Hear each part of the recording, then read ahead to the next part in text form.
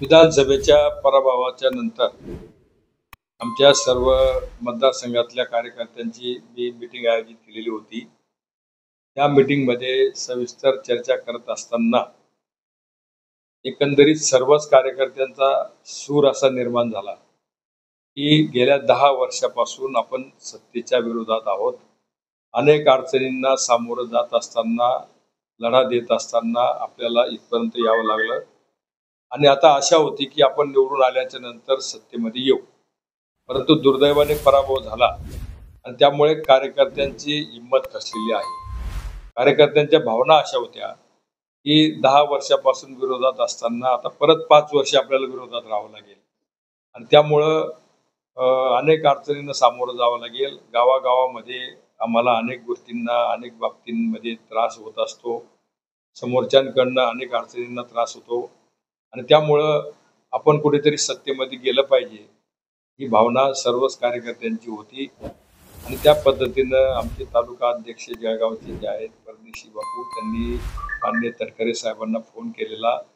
तटकरे साहेबांनी मला फोन करून मुंबईला बोलवलं। मी परवा मुंबईला जाऊन आलो, त्यांच्यासोबत चर्चा केली। मला त्यांनी सांगितलं की मी माननीय अजितदादा पवार साहेब आणि प्रफुल्ल पटेल साहेबांच्या सोबत पण चर्चा केली।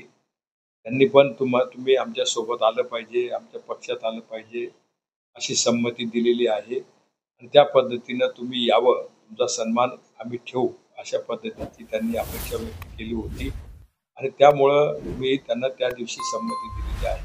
शरद पवार साहेबांची चर्चा साहेबांची बोलायला मला ह्या धावपळीमध्ये किंवा या कमी कालावधीमध्ये वेळ मिळालेली नाही आहे, कारण त्या ठिकाणी गेल्याच्या नंतर ताबडतोबीनच हा संमतीचा निर्णय झाला, त्यामुळे मी अद्यापर्यंत बोलू शकलो नाही। कधी प्रवेश करताय?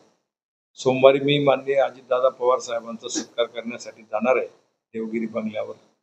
त्या दिवशी सविस्तरपणाने चर्चा होईल, कधी प्रवेश करायचा, कशा पद्धतीने करायचा ते ठरेल। आगामी निवडणुकांमध्ये फायदा होईल प्रवेश केलेले महायुती? काम करायचं आपला पिंड आहे।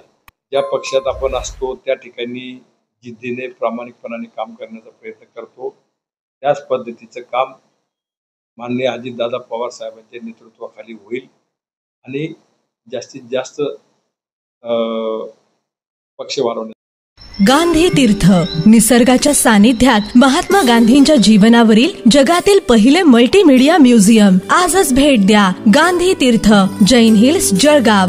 अधिक माहितीसाठी www.gandhifoundation.net वर विजिट करा।